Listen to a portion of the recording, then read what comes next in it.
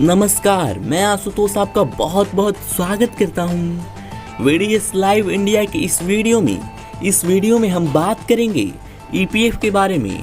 एक सेवानिवृत्ति बचत स्कीम की पूरी सच्चाई, इससे क्या फायदा होगा और क्या नुकसान, जानने व समझने के लिए इस वीडियो को अंत तक देखते रहिए।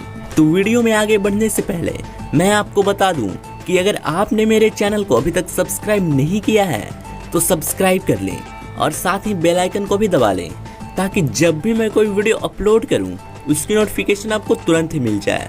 और वीडियो को लाइक भी अवश्य ही कर दें, क्योंकि आपका लाइक करना ही हमारे मेहनत का फल होता है। ईपीएफ यानी एक सेवानिवृत्ति बचत स्कीम, यानी कि आप इस अकाउंट में रिटायरमेंट के दिनों के लिए पैसे बचा कर रखते हैं। सर्विस शुरू करने से लेकर रिटायरमेंट तक या सर्विस छोड़ने तक लगातार आपकी सैलरी से पैसा कटकर इस बचत योजना में जमा होता है। इस स्कीम में आप जितना जमा करते हैं आपकी कंपनी भी उतना ही जमा करती है। इसके अलावा अच्छी ब्याज दर, टैक्स छूट, आकस्मिक मदद जैसी तमाम खूबियां इसे खास बनाती है। इस स्कीम की प्रमुख विशेषताएं इस प्रकार हैं। ईपीएफओ के पास निगरानी और प्रबंधन का जिम्मा। ईपीएफ के रूप में कर्मचारियों की इस बचत के मैनेजमेंट और देखभाल का जिम्मा भारत सरकार की संगठन कर्मचारी भविष्य निधि संगठन का है। देश भर में सभी क्षेत्रों में इसके ऑफिसेज हैं, जो अपने अधिकार क्षेत्र में आने वाली कंपनीज और संस्थानों की ईपीएफ की व्यवस्था देखते हैं। हालांकि कर्मचारी को ईपीएफओ की इस स्कीम से जोड़ने का जिम्मा उसके एम्प्लॉयर या कंपनी का होता है। ईपीएफ स्कीम के साथ आपकी पेंशन स्कीम भी जुड़ी होती है। जो पैसा आपका ईपीएफ स्कीम में कटता है उससे कुछ पैसा कटकर आपके पेंशन अकाउंट में जमा होता जाता है। इसी से रिटायरमेंट के बाद आपको पेंशन मिलती है। अगर सर्विस के दौरान किसी कर्मचारी की मौत हो जाती है तो उसके फैमिली वालों को यह पेंशन मिलती है। सरकार ने 10 साल तक सर्विस के बाद कम से कम 1000 रुपए प्रति माह पेंशन तय कर रखी है। ईपीएफ में जमा पैसे पर आपको ब्याज भी मिलता है। किसी भी बैंक डिपॉजिट या पीपीएफ अकाउंट के मुकाबले यह ज्यादा ही रहती है। लगभग यह 8% से अधिक होती है। दरअसल ईपीएफओ इस स्कीम में जमा रकम को बॉन्ड्स और शेयरों में निवेश करता है। इससे उसे ब्याज मिलती है और वह भी अपने मेंबर्स यानी कर्मचारियों को ब्याज देने में सक्षम होता है। ईपीएफ स्कीम में जमा पैसे पर आपको टैक्स बेनिफिट भी मिलता है। इसमें कटने वाला पैसा, उसकी ब्याज और अंत में जो अमाउंट आपको मिलता है सब कुछ टैक्स फ्री होता है, बशर्ते कम से कम 5 साल की नौकरी आपने पूरी कर ली हो। आपने पीएफ स्कीम के बारे में लोगों से चर्चा करते सुना होगा। कभी लोग इसे ईपीएफ कहते हैं तो कभी पीएफ कहते हैं। पीएफ शब्द का प्रयोग दुनिया भर में उस बचत के लिए किया जाता है जो रिटायरमेंट सेविंग अकाउंट में जमा की जाती है। क्योंकि सरकार की यह स्कीम सिर्फ संगठित क्षेत्र के कर्मचारियों के लिए होती है, इसलिए इसे एम्प्लॉय प्रोविडेंट फंड स्कीम या ईपीएफ स्कीम कहते हैं। मतलब यह कि अगर कोई पीएफ स्कीम और पीएफ अकाउंट की बात करता है तो वह सीधे सीधे ईपीएफ के बारे में बात करता है। ईपीएफ के अलावा आप बैंक या पोस्ट ऑफिस में ऐसी ही रिटायरमेंट बचत स्कीम का अकाउंट खुलवा सकते हैं। इसे हम पब्लिक प्रोविडेंट फंड या पीपीएफ अकाउंट के नाम से जानते हैं। होता यह भी पीएफ ही है, लेकिन बोलचाल की भाषा में इसे पीपीएफ ही कहा जाता है। पीएफ सिर्फ ईपीएफ के लिए इस्तेमाल होता है। ईपीएफ स्कीम का लाभ उठाने के लिए आपको इसका मेंबर बनना होता है। मेंबर आप ईपीएफ अकाउंट खोलकर ही बन पाते हैं। आपको ये ईपीएफ अकाउंट तभी खुल सकता है जबकि आप किसी कंपनी या संस्थान में काम करते हो। बिना सर्विस के ईपीएफ अकाउंट नहीं खोला जा सकता है। जब आप किसी कंपनी में ज्वाइन करते हैं तो आपका एम्प्लॉयर या एचआर आपको एक ईपीएफ रजिस्ट्रेशन फॉर्म देता है। ईपीएफ की पहली किस्त के साथ जब आप इस फॉर्म को जमा कर देते हैं तभी आप इस स्कीम के मेंबर बन जाते हैं। ईपीएफ रजिस्ट्रेशन फॉर्म को ईपीएफओ की शब्दावली में फॉर्म 11 के नाम से जाना जाता है। यह फॉर्म ईपीएफओ को नहीं भेजा जाता, बल्कि यह आपके एम्प्लॉयर के पास ही रहता है। इस फॉर्म में जो सूचनाएं आप भरते हैं उनको आपका नियोक्ता ईपीएफओ के online platform UAN employer portal पर दर्ज कर देता है। आधार नंबर भी लिंक करें तो बेहतर है। अब आपको ईपीएफ फॉर्म में अपना आधार नंबर डालना अनिवार्य नहीं है, लेकिन आधार नंबर लिंक रहने से आपको बहुत सहूलियत रहती है। ईपीएफओ आपके आधार डेटाबेस से आपकी पहचान और पता संबंधी जानकारियां ले लेता है। आधार नंबर लिंक होने से ईपीएफओ के साथ साथ आपको भी बहुत सहूलियत रहती है। आगे कभी ईपीएफ का पैसा निकालने या ट्रांसफर करने में समस्या नहीं आती। जरूरत पड़ने पर बिना एम्प्लॉयर के हस्तक्षेप के आसानी से आप इन कामों को निपटा सकते हैं। जैसे ही किसी कर्मचारी के नाम पहली बार ईपीएफओ में पैसा जमा होता है, यूएएन मेंबर पोर्टल तुरंत उसे उसका ईपीएफ अकाउंट नंबर अलॉट कर देता है। ईपीएफओ ही वह संस्था है जो ईपीएफ स्कीम की सारी व्यवस्थाएं देखता है। अपने क्षेत्रीय केंद्रों के माध्यम से यह सारी गतिविधियों को संचालित करता है। ईपीएफओ का मेंबर बनने से लेकर पैसा निकालने तक के सारे काम इसके जिम्मे में है। अब हालांकि इसने सभी रजिस्टर्स मेंबर्स का सेंट्रल डेटाबेस बनाया है। ईपीएफओ यह सुनिश्चित करता है कि ऐसे सभी ऑर्गेनाइजेशंस जिनके पास 20 से ज्यादा कर्मचारी हैं, वे ईपीएफ स्कीम में जरूर जुड़े। ईपीएफओ यह भी सुनिश्चित करता है कि हर एम्प्लॉयर महीने के महीने कर्मचारी और अपना अंशदान ईपीएफ अकाउंट में जमा करता रहे। इसके अलावा उसे अपने कर्मचारियों को ईपीएफ की ओर से मिलने वाली सर्विसेज भी उपलब्ध करानी होती है। अगर कोई एम्प्लॉयर इस संबंध में जारी दिशा निर्देशों का पालन नहीं करता है तो उसे ईपीएफओ दंडित भी कर सकता है। ईपीएफओ की यह भी जिम्मेदारी होती है कि वह ईपीएफ में जमा राशि को बुद्धिमानी पूर्वक निवेश योजनाओं में लगाए, ताकि ईपीएफओ को अधिकतम रिटर्न मिल सके और कर्मचारियों को ज्यादा से ज्यादा बेनिफिट दिया जा सके। ईपीएफ अकाउंट में आपकी बेसिक सैलरी का कम से कम 12% कटना जरूरी है। यह 12% आपकी बेसिक सैलरी और महंगाई भत्ते के डीएनएस अलाउंस यानी डीए के योग का होता है। कोई कर्मचारी चाहे तो इससे ज्यादा भी डिपॉजिट कर सकता है। 12% के अलावा जो भी रकम जमा होती है उसे ऐच्छिक पीएफ अंशदान कहते हैं, यानी वीपीएफ कहा जाता है। एम्प्लॉयर को भी अपनी ओर से कर्मचारी की बेसिक सैलरी के 12% के बराबर रकम इसमें जमा करनी होती है।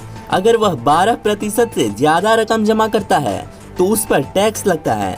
12% तक का अंशदान टैक्स फ्री होता है। एम्प्लॉयर का जो 12% योगदान होता है उसमें से 8.33% पेंशन स्कीम में चला जाता है। बचा हुआ 3.67% आपके ईपीएफ अकाउंट में जमा होता है। हालांकि पेंशन स्कीम में अधिकतम 1250 रुपए प्रति माह ही जमा किया जा सकता है। अगर 1250 रुपए सैलरी के 8.33% से कम है तो बचा हुआ हिस्सा ईपीएफ अकाउंट में ही जमा होता है। ज्यादातर कर्मचारियों के लिए ईपीएफ अकाउंट रिटायरमेंट के दिनों के लिए सबसे बड़ा इन्वेस्टमेंट होता है। जाहिर है इसमें डिपॉजिट हो रहे पैसों को लेकर आपके मन में उत्सुकता रहेगी। इसी के आधार पर आप रिटायरमेंट के बाद अपनी निवेश योजना भी बनाना चाहते होंगे तो ईपीएफओ इसका बैलेंस स्टेटस जानने की सुविधा भी दे रखी है।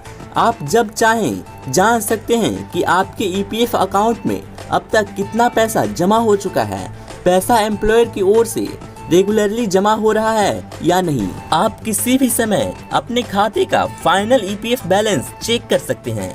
आप चाहें तो पूरी ईपीएफ पासबुक भी देख सकते हैं, जिसमें आपके खाते में जमा हर इंस्टॉलमेंट का स्टेटस मौजूद होता है। ईपीएफ बैलेंस चेक करने का आपके पास बहुत से रास्ते हैं। आप मिस्ड कॉल करके पीएफ बैलेंस चेक कर सकते हैं, एसएमएस भेजकर भी कर सकते हैं, मोबाइल ऐप के जरिए भी आप बैलेंस चेक कर सकते हैं।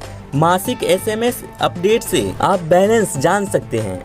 अपने ईपीएफ अकाउंट का डिटेल्ड स्टेटमेंट जानना चाहते हैं तो आपको ऑनलाइन ईपीएफ पासबुक डाउनलोड करनी होगी। इसमें आपके पीएफ अकाउंट में आपकी ओर से और आपके एम्प्लॉयर की ओर से जमा की गई हर इंस्टॉलमेंट का ब्यौरा अलग अलग दिया रहता है। आपके पेंशन अकाउंट में जमा हो रही रकम का भी डिटेल इसमें रहता है। जैसे ही आप ईपीएफ स्कीम में मेंबर बनते हैं, ईपीएफओ आपको एक यूनिवर्सल अकाउंट नंबर यानी यूएएन आवंटित करता है। ये यूएएन नंबर आपकी एक निश्चित पहचान संख्या होती है। जो यूएएन नंबर पहली बार आपको मिलता है वही परमानेंट बना रहता है। आगे की हर सर्विस के दौरान और सर्विस के बाद भी सर्विस बदलने पर आपका ईपीएफ अकाउंट नंबर बदल जाता है, तो नया हर अकाउंट इसी परमानेंट यूएएन नंबर से जुड़ा रहता है। इससे आपको अपना पैसा पुराने ईपीएफ अकाउंट से नए ईपीएफ अकाउंट में ट्रांसफर करने की सुविधा रहती है। अब तो ईपीएफओ ने ईपीएफ के संबंध में किसी भी प्रकार की इंफॉर्मेशन या सुविधा यूएएन के माध्यम से ही देना अनिवार्य कर दिया है। चाहे आपको अपना बैलेंस चेक करना हो या बैलेंस ट्रांसफर करना हो या पीएफ निकालना, सारी सेवाएं आपके यूएएन नंबर के साथ लिंक कर दी गई है। ईपीएफओ ने ईपीएफ मेंबर्स के लिए अलग से एक पोर्टल भी बनाया है। यह पोर्टल यूएएन नंबर पर ही आधारित है, यानी कि यहाँ कोई भी सर्विस यूएएन नंबर से ही मिलेगी। ईपीएफओ अपनी ज्यादातर सेवाएं इस पोर्टल से ही उपलब्ध कराता है। इस पोर्टल पर आप क्या क्या सेवाएं प्राप्त कर सकते हैं, आइए अब उसके बारे में जानते हैं। आप यूएएन पोर्टल के माध्यम से अपने एक ईपीएफ अकाउंट से दूसरे ईपीएफ अकाउंट में अपना ईपीएफ बैलेंस ट्रांसफर कर सकते हैं।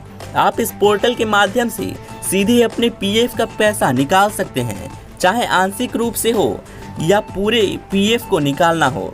हालांकि इन सुविधाओं को पाने के लिए आपके यूएएन नंबर से आपके आधार नंबर का लिंक होना अनिवार्य है। आप यूएएन पोर्टल के माध्यम से अपने केवाईसी डॉक्यूमेंट्स अपडेट कर सकते हैं या जमा कर सकते हैं। आप इसके जरिए अपना बैंक खाता भी बदल सकते हैं। आपके केवाईसी डॉक्यूमेंट्स विशेषकर आधार अपडेट होने से ईपीएफ निकालने और पेंशन सुविधा लेने में आसानी हो जाती है। यूएएन से आधार लिंक होने के बाद इन सुविधाओं को पाने में आपके एम्प्लॉयर की भूमिका नाम मात्र ही रह जाती है। उसे सिर्फ आपकी ओर से ऑनलाइन जमा किए गए केवाईसी डॉक्यूमेंट्स को ऑनलाइन मंजूरी देना भर होता है। आप अपनी पहचान से जुड़े पर्सनल डिटेल्स को यूएएन पोर्टल पर देख सकते हैं। उनमें कोई त्रुटि होने पर उन्हें अपने एम्प्लॉयर या एचआर के माध्यम से सुधरवा भी सकते हैं। इन एरर्स के दूर होने से आगे आपको ईपीएफ ट्रांसफर या पैसा निकालने में अड़चन का सामना नहीं करना पड़ेगा। यूएएन मेंबर पोर्टल आपकी सर्विस हिस्ट्री को भी प्रदर्शित करता है, यानी कि आपने किस संस्थान में कब से कब तक सर्विस की है, यहाँ आप देख सकते हैं। ईपीएफ की सभी ऑनलाइन सेवाओं को पाने के लिए आपको यूएएन नंबर पोर्टल पर रजिस्टर्ड होना जरूरी होता है। इसलिए किसी भी कर्मचारी को अपना यूएएन नंबर मिलते ही जल्दी से जल्दी खुद को यूएएन मेंबर पोर्टल पर रजिस्टर्ड कर लेना चाहिए। रजिस्ट्रेशन की प्रक्रिया के दौरान ही आपको अपना यूएएन नंबर एक्टिवेट भी करना होता है। यूएएन नंबर से लिंक कोई भी ईपीएफ संबंधी सेवा आप तभी प्राप्त कर सकते हैं जबकि आपका यूएएन नंबर एक्टिवेट हो। दरअसल यूएएन एक्टिवेशन आपकी व्यक्तिगत पहचान पुख्ता करने का जरिया होता है, क्योंकि यूएएन एक्टिवेशन के दौरान आपको अपने पर्सनल डिटेल्स को दस्तावेजों के माध्यम से सत्यापित करना होता है। साथ ही अपना मोबाइल नंबर और ईमेल एड्रेस भी जमा करना होता है। आगे कभी पासवर्ड भूलने पर आप अपने रजिस्टर्ड मोबाइल की मदद से उसे दोबारा भी सेट कर सकते हैं। जब आप एक सर्विस छोड़कर दूसरी सर्विस ज्वाइन करते हैं तो नई कंपनी आपका नया ईपीएफ अकाउंट खुलवाती है। ऐसे में पुराने ईपीएफ अकाउंट का पैसा नए ईपीएफ अकाउंट में ट्रांसफर करवाना पड़ता है। आपकी यूएएन नंबर की मदद से यह आसानी से हो जाता है, क्योंकि यूएएन नंबर पहली से लेकर अंत तक की सारी नौकरियों में एक ही रहता है। आपके सारे ईपीएफ अकाउंट उसी यूएएन नंबर से जुड़ते जाते हैं।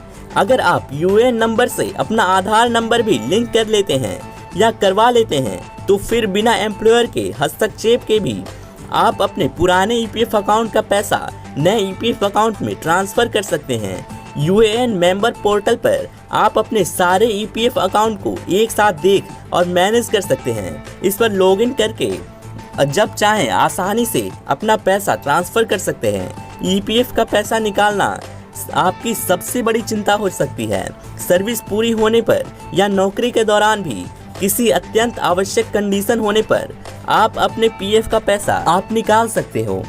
दोस्तों, वीडियो बहुत लंबा होता जा रहा है, इसलिए ये पार्ट 1 है और मैं पार्ट 2 बहुत जल्द ही लेकर आ जाऊंगा, तो वो वीडियो भी आप जरूर ही देख लीजिएगा, तभी आपको सारी जानकारी समझ में आएगी। दोस्तों, फिलहाल इस वीडियो में बस इतना ही। अब आप इस वीडियो को लाइक करें और सभी व्हाट्सएप ग्रुप और फेसबुक पर शेयर कर दें। साथ ही मेरे चैनल को सब्सक्राइब करके बेल नोटिफिकेशन को भी ऑल पे सेट कर लें, ताकि जब भी मैं कोई वीडियो अपलोड करूं उसकी नोटिफिकेशन आपको तुरंत ही मिल जाए। वीडियो देखने के लिए बहुत बहुत धन्यवाद।